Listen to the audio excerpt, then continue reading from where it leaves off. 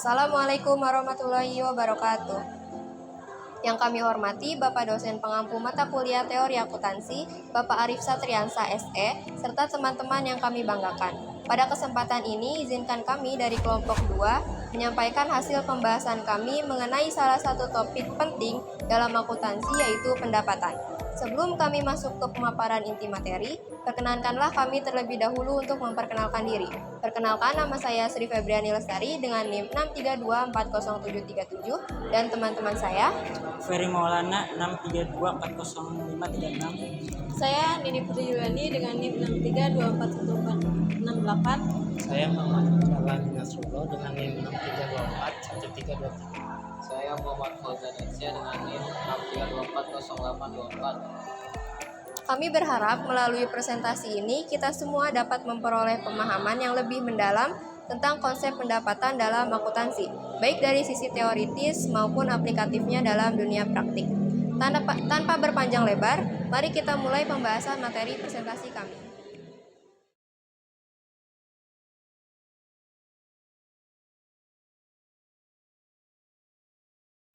Di sini, saya akan menjelaskan bab 1 pendahuluan. Latar belakang. Pendapatan merupakan salah satu unsur penting dalam laporan keuangan karena mencerminkan arus masuk atau penambahan nilai pada suatu entitas usaha. Pengakuan pendapatan yang tepat sangat krusial karena berpengaruh langsung terhadap penilaian kinerja perusahaan dan penentuan laba. Oleh karena itu, diperlukan pedoman yang jelas agar pengakuan pendapatan dilakukan secara akurat dan konsisten.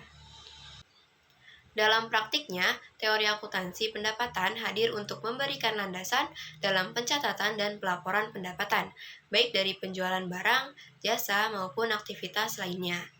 Seiring berkembangnya bisnis, keberhasilan perusahaan tidak hanya dinilai dari angka yang tercatat, tetapi juga dari kemampuan mengelola dan menyajikan laporan keuangan yang mencerminkan kondisi sebenarnya.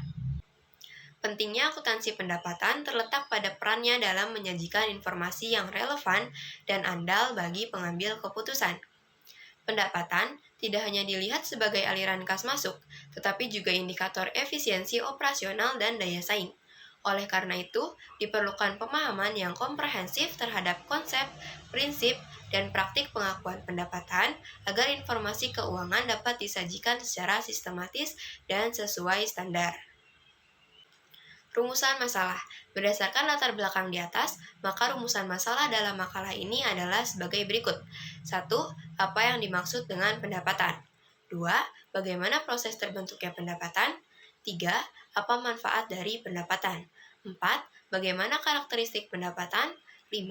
Bagaimana sumber pendapatan diperoleh? 6. Bagaimana metode penelitian pendapatan? 7. Bagaimana perlakuan pendapatan bunga, royalti, dan dividen? Tujuan penulisan.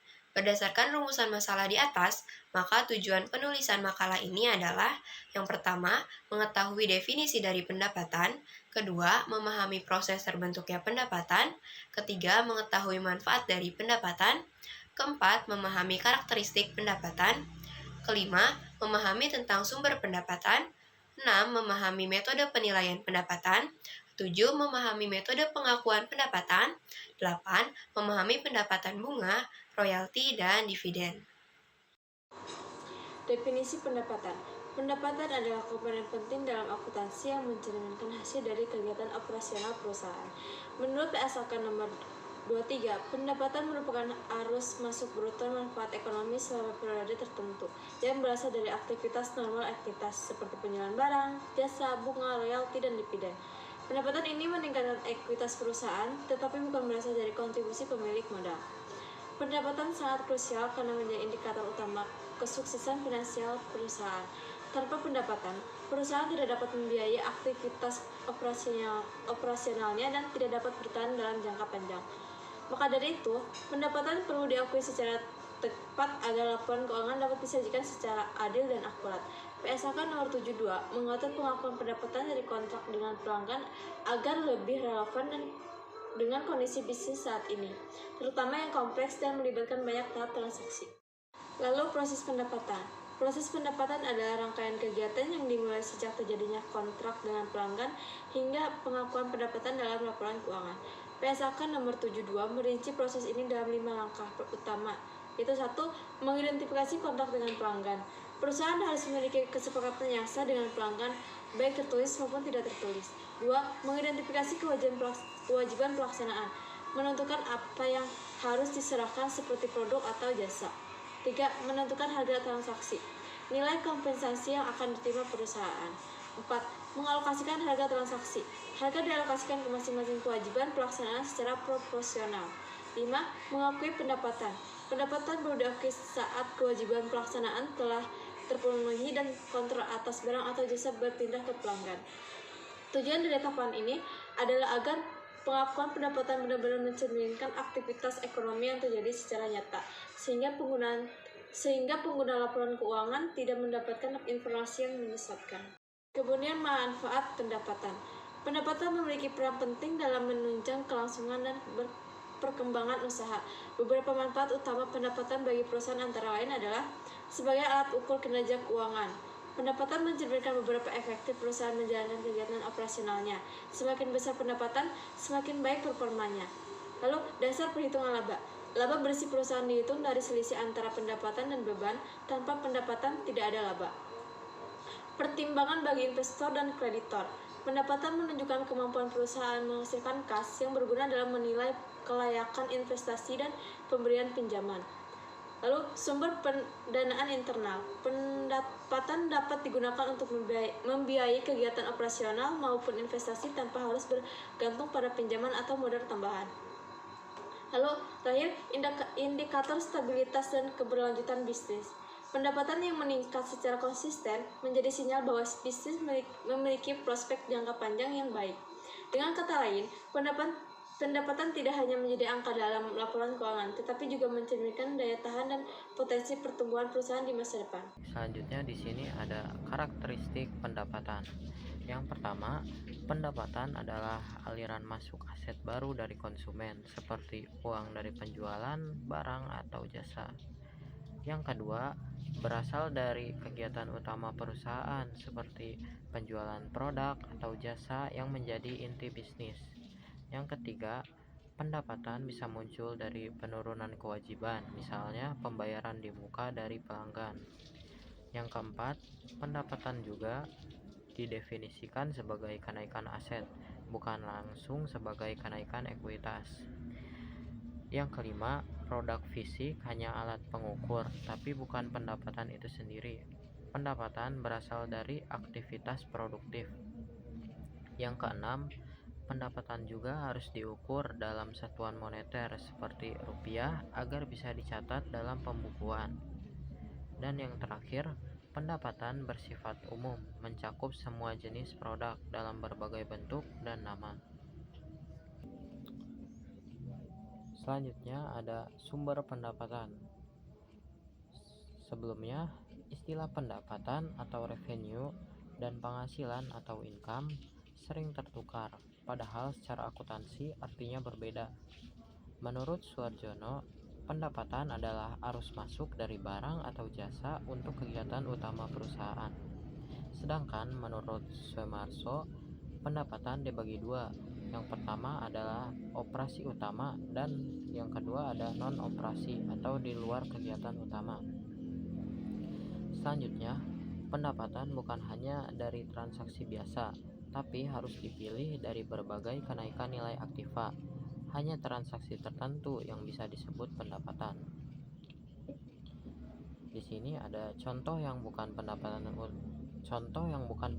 utama, yaitu ada tambahan modal dari pemegang saham, penjualan aset tetap atau anak perusahaan, hibah atau hadiah, revaluasi aset, dan hanya penjualan produk yang dianggap pendapatan operasional.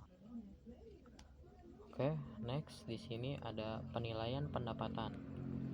Standar akuntansi memberikan 4 dasar untuk menilai pendapatan. Jadi ada 4 penilaian pendapatan. Yang pertama ada biaya historis, yaitu dicatat sebesar pengeluaran kas saat memperoleh aset.